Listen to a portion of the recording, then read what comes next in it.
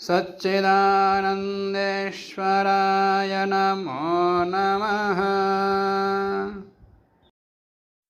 मनुस्मृति का दूसरा अध्याय, श्लोक है 194।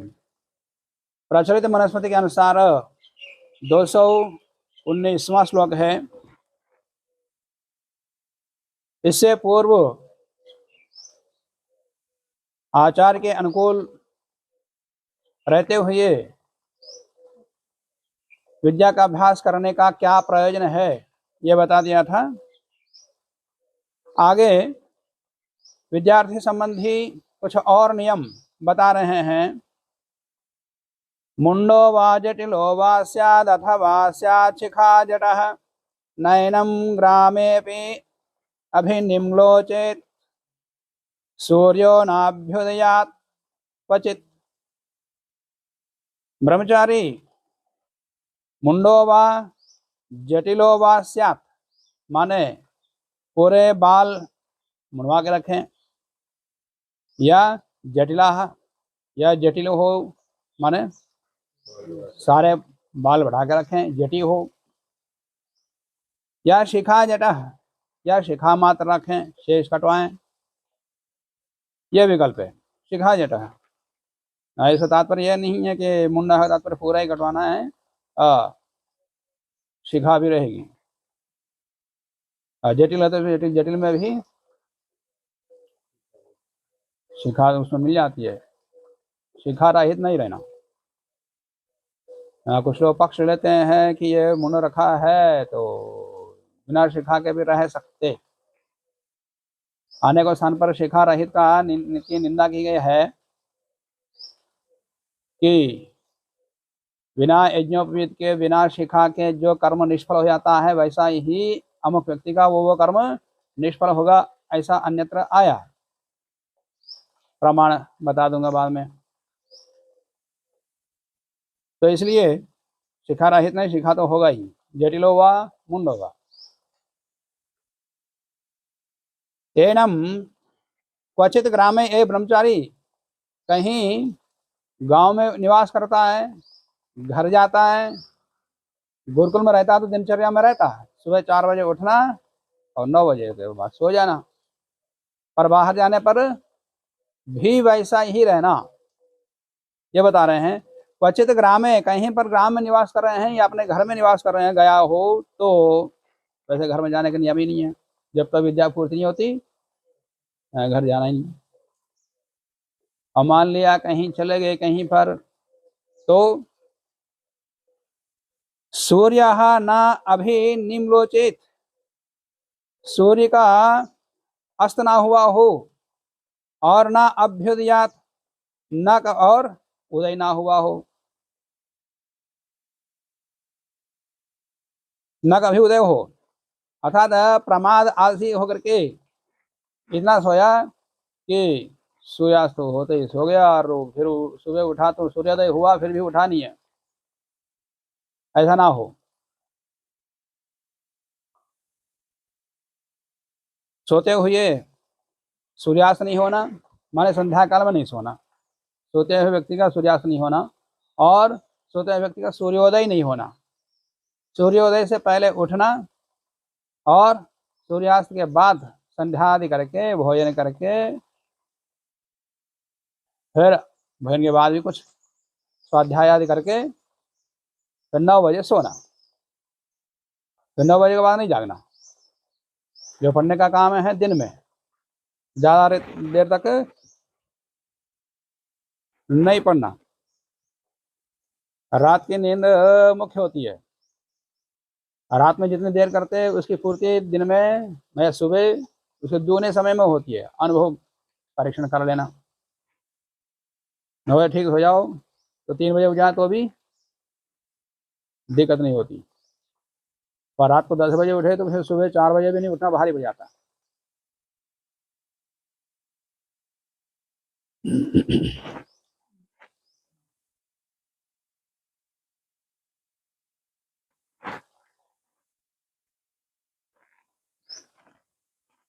पहले भी बता दिया था कि अपाम समीपे नेता नैतिकम विधिमासितः सावित्रीम अप्यधीयेत गत्वारण्यम समाहितः। माने सुबह उठ करके पानी के पास, नदी के पास जाओ, स्नान आदि करो, दैनिक नित्यक्रम करो, करने के बाद फिर अरण्य में जा करके संध्यादि अनुष्ठान करो, गायत्री मंत्र का जप करो सुबह उठ करके। कब? सूर्योदय से पहले पहले की बात पहले बता दिया था। और मान लिया नहीं उठ पाया, सुबह सूर्यास्त के बाद भी सोता रहा, सूर्यास्त के बाद उठा तो तम चेदभ्युदया सूर्यः शयानं कामचारतः निम्लोचेद्वाप्यविज्ञानात् जपन उपवसे दिनम। तम चेत कामचारतः शयानम, माने इच्छा पूर्वक जानबूझ करके सो गया है संध्या के समय में, शाम को, और सुबह भी सूर्योदय के समय सो गया। सूर्य अभी उदयात, सोते सोते हुए सूर्य का उदय हो गया। अथवा अभिज्ञानात निम्लोचेत, माने शाम को संध्या के लिए बैठ गया, संध्या करते करते नींद आ गई, बस सो गया, तो सूर्यास्त का समय नींद में चला गया। तो अनजाने में भी, जानबूझ करके हो गया तो भी, और अनजाने में भी सूर्यास्त के समय सो गया तो दिनम जपेत, दिन भर गायत्री मंत्र का जप करते हुए उपवासित, उपवास करें। संध्या काल में संध्या का अनुष्ठान न करता हुआ, यज्ञ न करता हुआ सो गया। और ये भी है कि संध्या काल में पढ़ना भी नहीं है, सारे काम बंद, पढ़ने काम भी नहीं करना उस समय, केवल संध्या और अग्निहोत्र बस, दूसरे के लिए नहीं। तो इसका भी उपलक्षण वही है। यदि उस समय नहीं किया तो दिन भर उपवास रखा के उपवास रहकर दिन भर गायत्री मंत्र का जप करो, पाठ भी सब बंद। उपवास का तात्पर्य, उपवास का तात्पर्य, उपवास का तात्पर्य मुख्य अर्थ तो वो नहीं है जो लिया जाता है। उपवास का क्या है? भोजन बंद करना, यही तो करते हैं। उपवास मतलब भोजन बंद करना। इसको तो शिक्षा के रूप में, दंड के रूप में दी जाए, उपवास कहा जाए तो यहाँ तो भोजन बंद करना ही है। भोजन बंद करके गायत्री मंत्र का जप करो, प्रायश्चित के रूप में विधान किया है, तो उपवास का अर्थ यहाँ पर भोजन बंद। परंतु एक अन्यत्र अर्वाचीन उपनिषदों में आता है, उपा समीपे यो वास जीवात्मा परमात्मनो उपवास स विज्ञेयो न तो कायस्य शोषणम। उपास मतलब समीपे, उपा समीपे यो वास, जो निवास है किसका? जीवात्मा परमात्मनो, जीवात्मा का परमात्मा के समीप में निवास करना, वह है उपवास। सह उपवास सविज्ञेय, उसको उपवास जाने, न तो कायस्य शोषणम, भोजन बंद करके शरीर को सुखाना उपवास नहीं है। माने ध्यान आदि ना करता हुआ, संध्या आदि ना करता हुआ केवल भोजन बंद करें, वो उपवास नहीं है। उपवास का मुख्य तो ये जप है। हाँ, भोजन का साहचर्य से अर्थ आ गया, भोजन का बंद करना साहचर्य से आ गया, माने परमात्मा का ध्यान करते हैं तो उस समय सब लौकिक विषयों को छोड़ दिया जाता है, भोजन आदि सबको छोड़ दिया जाता, खा पी करके कोई ध्यान नहीं करता। या आजकल जो पूजा पाठ करते हैं लोग भी, वो भी भोजन आदि बंद करके पूजा पाठ करते हैं, उसके बाद खाना पीना करते हैं, और खा पी कर कोई पूजा पाठ नहीं करता। तो भगवान को याद करना है, भगवान को का ध्यान करना हो तो ये भोजन आदि लौकिक विषयों को त्याग करके ही किया जाता है। तो उस साहचर्य से भोजन को बंद करना के अर्थ में उपवास शब्द आ गया। तो उपवास का अर्थ उपासना ही है। तो यथार्थ उपवास तो दिन भर जप करना, यही उपवास है। और दिन भर जप करना तात्पर्य क्या हुआ? हम कुछ खाना पीना नहीं है और दूसरा काम भी नहीं करना। और सूर्येण ह्यभिर्निर्मुक्तः शयानोऽभ्युदितश्च यः प्रायश्चित्तमकुर्वाण युक्तः स्यान्महतैनसा। यह सूर्येण अभिनिर्मुक्तः, प्रमाद से सूर्यास्त हो गया, ये सो रहा, और शयानः अभ्युदितः, सो रहा है और सूर्य का उदय हो गया। तो प्रायश्चित्तम अकुर्वाणा, अप्रायश्चित करना चाहिए ना, अप्रायश्चित भी नहीं किया। सूर्योदय के समय, सूर्यास्त के समय सो गया और प्रायश्चित भी नहीं किया दिन भर। जो बताया था कि दिन भर भोजन भयमन करके गायत्री मंत्र जप करें, वो भी नहीं किया। प्रायश्चित्तम अकुर्वाण, तो महता एन सा युक्त स्यात्, वो महापाप से युक्त होगा, महापापी होगा वो।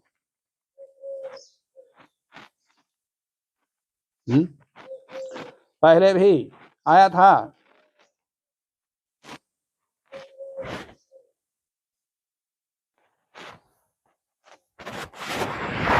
पूर्वाम संध्याम जपस्तिष्ठे सावित्रीम अर्कदर्शनात्। अर्कदर्शनात् तात्पर्य सूर्य का दर्शन होने से पहले ही उठ करके पूर्व संध्या आदि करें। पश्चिमांत तो समासीना, और ऐसे सूर्योदय से पहले, सूर्यास्त से पहले संध्या आदि करें। सम्यक ऋक्ष विभावनात्, शाम को भी नक्षत्रों का दर्शन होने से पहले संध्या कर लें, यह बता दिया था। और संध्या का फल क्या है, यह भी बता दिया था। पूर्वाम संध्यान जपस्तिष्ठन् नैशम एनो व्यपोहति, पश्चिमांत समासीनो फलम ओमलम हंति दिवाकृतम। यदि पूर्व संध्या करता है, प्रातः काल में संध्या करता है, तो रात को जो भी मानसिक संस्कारों के रूप में दोष उत्पन्न हुए, सब दोषों को हटा देता है, दोषों का निराकरण कर देता है। और शाम को संध्या करता है, सायंकाल में संध्या, तो दिन भर में उसको जो दोष हुए हैं वो सबका दोष का निराकरण करता है, माने आत्मनिरीक्षण करता हुआ सभी दोषों को हटाता है। तो आत्मनिरीक्षण करना भी संध्या का एक विभाग है। ये नहीं कि बैठ करके 2-2.5 मिनट में मंत्र का पाठ कर लिया, संध्या होगा, कर लिया, हाँ हो गया। मंत्र पाठ करेंगे तो कितना होता, 2-3 मिनट लगते, तो वो संध्या नहीं है, वो मंत्र पाठ है। कम से कम कितनी देर तक संध्या, 1 घंटा, कम से कम 1 घंटा तो करना ही चाहिए।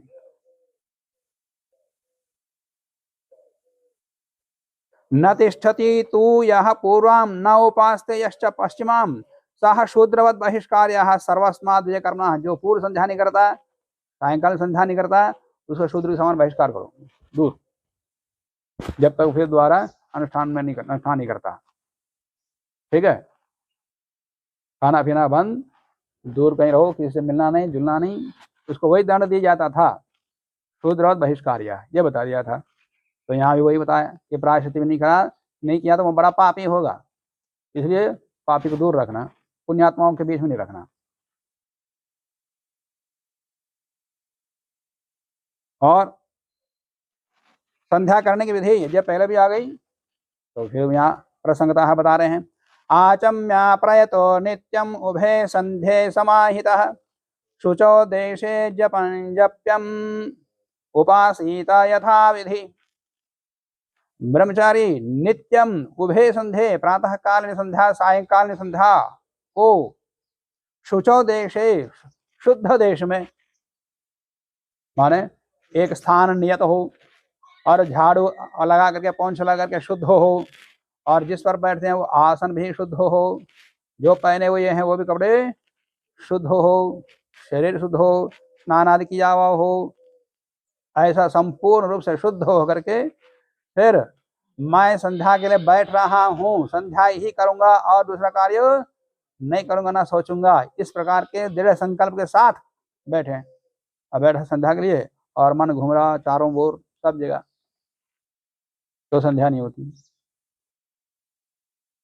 तो पहले से ही भूमिका उठने से लेकर के संध्या काल तक है, उसके मन में ही करना चाहिए कि अमुक समय तक मुझे संध्या के लिए तैयार होना, संध्या के लिए तैयार होना, संध्या के लिए तैयार होना।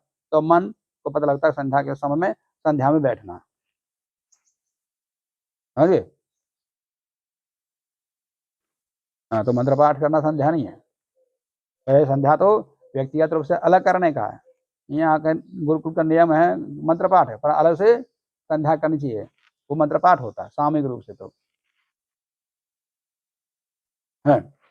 तो नित्यम उभय संध्ये शुचौ देशे आचम्य, आचमन करके करना। स्वामी ने भी लिखा शन्नो देवी रभेश्च, इस मंत्र से आचमन करें।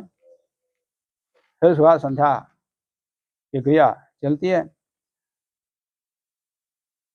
तो शुचौ देशे आचम्य प्रयत्न पूर्वक, प्रयत्न पूर्वक इसलिए लिखा है कि मैं संध्या ही कर रहा हूँ, संध्या के लिए ही बैठा हूँ, संध्या ही करूंगा, दूसरा काम नहीं करूंगा, ना दूसरों को देखूंगा, न दूसरा विचार करूंगा। इस प्रकार से प्रयत्न पूर्वक समाहित होकर, समाधि लगा करके, माने एकाग्रचित्त होकर के, मन को एकाग्रित करके। अब मन को एकाग्रता कर सकते, दिन भर उसको चंचल होने नहीं दिया, एक, और दिन में जो भी काम करते हैं मन केवल उसी में, जो काम करते हैं उसी में, दूसरे में नहीं। ऐसा दिन भर करने से क्या होता है, संध्या के समय संध्या में बैठा तो मन को संध्या में काम कर रहे हैं तो संध्या में ही लगेगा। मान लिया पढ़ रहे हैं तो पढ़ने में ही, ये नहीं कि उधर देखा इधर देखा, चल रहे हैं, हाथ हिला रहे हैं, पैर हिला रहे हैं, चंचल होकर, तो वो मन वहां भी ऐसे उथल पुथल करता है। दोनों टाइम को संध्या, हाँ, संध्या काल। तो प्रयत्न पूर्वक समाहिता एकाग्रचित्त होकर के जप्यम जपन, जप करता हुआ, माने गायत्री मंत्र का जप करता हुआ या ओंकार का जप करता हुआ उपासिता परमेश्वर का की उपासना करें।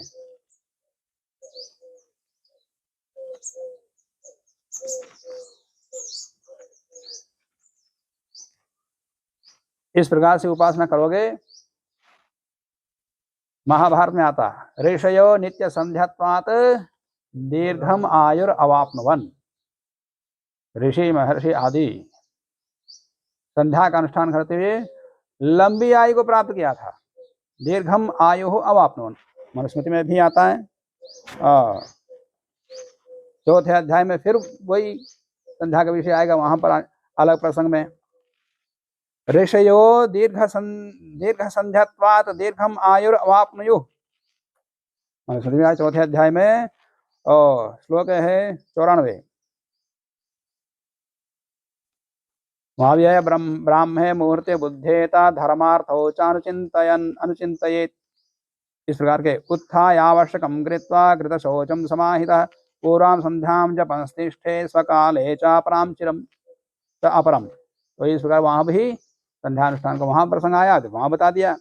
अब वहां बता दिया ऋषयः दीर्घ संध्यात्वात्, लंबे काल तक संध्या करते हुए, 2-3 मिनट नहीं, सुन रहे हो, दीर्घ संध्या को, 1 घंटा 2 घंटा 3 घंटा, इस प्रकार से संध्या करते हुए दीर्घ संध्यात्वात् दीर्घम आयु अवाप्नुवन, लंबी आयु को प्राप्त किया था। तो लंबा कौन नहीं जीना चाहता? क्या ये बता दो, कौन जल्दी मरना चाहता है? कोई है? कोई नहीं है। और लंबे काल तक कौन जीना चाहता है? चिरंजीवी कौन बनना चाहता है? तभी तो संध्या करो। चाहते तो हैं पर करेंगे नहीं। जल्दी मरना नहीं चाहते पर काम वही करते हैं जो जल्दी मरने के हैं। और प्रज्ञा, केवल दीर्घायु ही नहीं, प्रज्ञा बुद्धि भी बढ़ती है। यशः, यश भी, कीर्ति, यशः कीर्तिम च ब्रह्म वर्ष समेव च, इतने सारे प्राप्त होते हैं और ऋषियों ने प्राप्त किया। उन्होंने यह किया तो हमको भी प्राप्त होगा।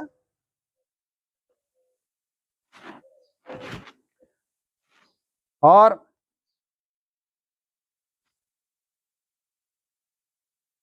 यदि स्त्री यद्यवरजः श्रेयः किंचित समाचरेत् तत सर्वमाचरेन् युक्तो यत्र वास्य रमेन्मनः। यदि स्त्री, यदि अवरजः, यदि स्त्री हो या अंत्यज हो, माने शूद्र हो, किंचित श्रेयः समाचरेत्, माने कोई श्रेष्ठ आचरण करता है, कोई भी श्रेष्ठ आचरण करें। उदाहरण के लिए हमारा स्त्री शूद्र ले लिया है, तो कोई भी श्रेष्ठ आचरण करता है, चाहे वो कोई भी हो, तो उसको तत्सर्वम आचरेत, उसका आचरण कर लेना चाहिए। हाँ, उनका काम है वो करेंगे, हम अपना काम करेंगे ये नहीं। जिसको उत्तम आचरण कहते हैं, सदाचार कहते हैं, वो कोई कर रहा है और हम नहीं कर रहे हैं तो उसको देख करके सीख लेना चाहिए कि हमको भी करना चाहिए। कोई संध्या कर रहा है, जो संध्या नहीं करने वाले होते हैं, चंचल होते हैं, खेल कूद में समय लगाना पड़ता है, वो संध्या करने वाला देख करके हंसता है, तो संध्या कर रहा है, ध्यान कर रहा है। नहीं, मुझे संध्या करो, बैठो संध्या करो, वो कर रहे हैं तो हम क्यों नहीं करें।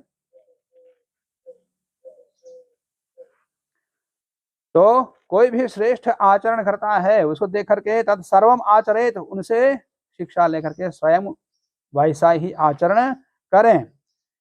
अथवा यत्र अस्य मनः रमेत, या उसका जिस कार्य में, जिस कर्म में मन लगता है वो करें, और जिसमें मन लगता है, उसमें खेल कूद में मन लगता है तो वो काम करें।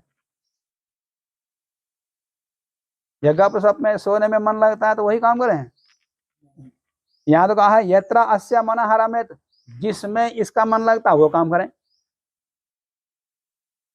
तो उसका मन जिसमें लगता है, तात्पर्य ये नहीं कि यथेष्ट, शास्त्र जिस विधि कहता है, यत्र माने शास्त्रोक्त कर्मों में मन लगाएं। यत्र अस्य मनः रमेत, जिस शास्त्रोक्त कर्म में जो शास्त्र निषेध करता है उसको नहीं करना, और जो उपेक्षित है तो उसमें नहीं करना। ऐसा कर्म करना जिससे कि दूसरे अनुकरण कर सके, दूसरों को बता सके। क्या तुम किसी को उपदेश कर सकते हो मंच के ऊपर चढ़ करके? बहुत सारे लोग हों कि गप सप करना, खूब खा पी करके मौज मस्ती करके सोना, किसी को उपदेश कर सकते हो?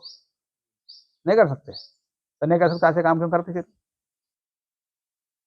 तो श्रेष्ठ कर्म वो हैं जिसको करके दूसरा अनुसरण कर सके और गर्व से दूसरों को उपदेश कर सके। समझ गए? तो ऐसे कर्मों में मन लगाना जिससे कि दूसरों को गर्व से बता सके, उपदेश कर सके, या उसको देख करके दूसरे लोग सीख सके। और जिसको लौकिक कर्मों में खाना पीना, मौज मस्ती करना, सोना, खेल कूद करना, गप सप करना इत्यादि कुछ लोगों को स्वभाव रहता है, तो वो तो दूसरों को उपदेश कर नहीं सकता है, वो अपने जैसे लोगों को उपदेश कर सकता है, तो वो श्रेष्ठ आचरण है ही नहीं।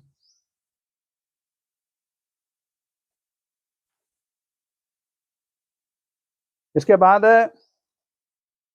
बीच में कुछ श्लोक हैं, इनको बाद में बताऊंगा।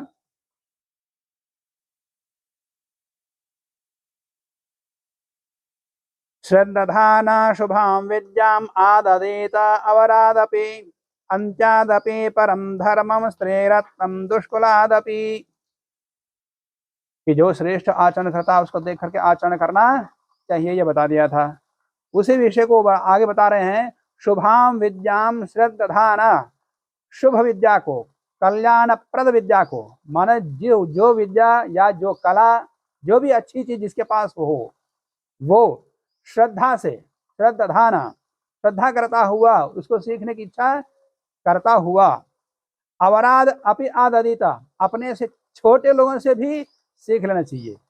हाँ, नहीं बड़ों से ही पढ़ूंगा, बड़ों से ही सीखूंगा, छोटों से नहीं, ये भाव नहीं रहना। मैं तो आज भी कुछ विषय हैं पढ़ना चाहता हूँ, सीखना चाहता हूँ, कोई मिल जाए चाहे छोटा हो तो उसे सीखना तैयार हूँ। बहुत कुछ सीखा मैं, पढ़ा छोटों से भी। तो अवराध अपि आददित, जो अच्छी चीज जिसके पास है और हमको अच्छी लगती है उसको सीखना चाहिए, तो उसे सीखो। बात सीखने से मतलब है किससे सीख रहे हैं ये नहीं, पहले भी बता दिया, उदाहरण के साथ बता दिया ना मनों ने, कि पुत्र के आयु वाले लोगों से भी बड़े आयु के लोग पढ़े, ऐसे उदाहरण के साथ बताया। तो छोटे लोगों से भी जिससे पढ़ना चाहते या उसके पास विद्या है तो पढ़ लो। तो अवराध अपि आददिता, वही विषय यहाँ बताया। अंत्याद अपि परम धर्मम, यदि अंत्य वर्ण वाला, मतलब शूद्र वर्ण वाला भी यदि कोई श्रेष्ठ आचरण कर रहा है या कोई उसके पास कला है, विद्या है, उसे सीखो। दुष्कुलाद अपि स्त्री रत्नम, या दुष्कुल में भी माने कुछ अंत्य कुल में भी उत्पन्न स्त्री है और स्वभाव तो अच्छा है, अच्छी है, तो उसको स्वीकार कर लो। दुष्कुलाद अपि स्त्री रत्नम, रत्न जैसे स्त्री को स्वीकार कर लेना चाहिए। और विषादप्यमृतं ग्राह्यं बालादपि सुभाषितम् अमित्रादपि सद्वृत्तम् अमेध्यादपि कांचनम। उदाहरण भी बता दिया। विषाद अपि अमृतम ग्राह्यम, विष से अमृत ग्रहण कर लो। विष है तो उसमें अमृत कहाँ रहता? रहता विष में अमृत रहता, थोड़ा रहता है। विष में भी अमृत इसलिए है कि वैद्य लोग चिकित्सा करते हैं, उसका उपयोग करने के ढंग से करेंगे तो इसको जीवन मिल जाता है। कुछ औषधि ऐसे हैं कि विषों से ही औषधि बना देते हैं, उसी में कुछ विष औषधियों को भिगो करके या उनका परस्पर मिश्रण करके औषधि बना देते हैं।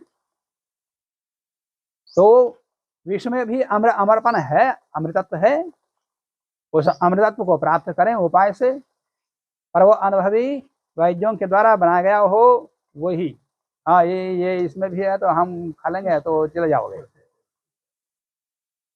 तो विषाद अभी अमृतम ग्राह्यम, विष से भी अमृत ग्राह्य ग्रहण कर लेना चाहिए। बालाद अपि सुभाषितम, जो अच्छी बात कोई बालक भी को बोल रहा है, छोटा बालक बोल रहा है तो उसे ग्रहण कर लेना चाहिए। तू कौन होता है मुझे बताने वाला? इतना छोटा बालक है, छोड़ा, तू मुझे सिखाएगा? आधी आधी नहीं बोलना, ठीक है? बढ़िया, बहुत अच्छी बात बता दिया बेटा, ठीक है मैं स्वीकार करता हूँ, वो भी प्रसन्न हो जाएगा।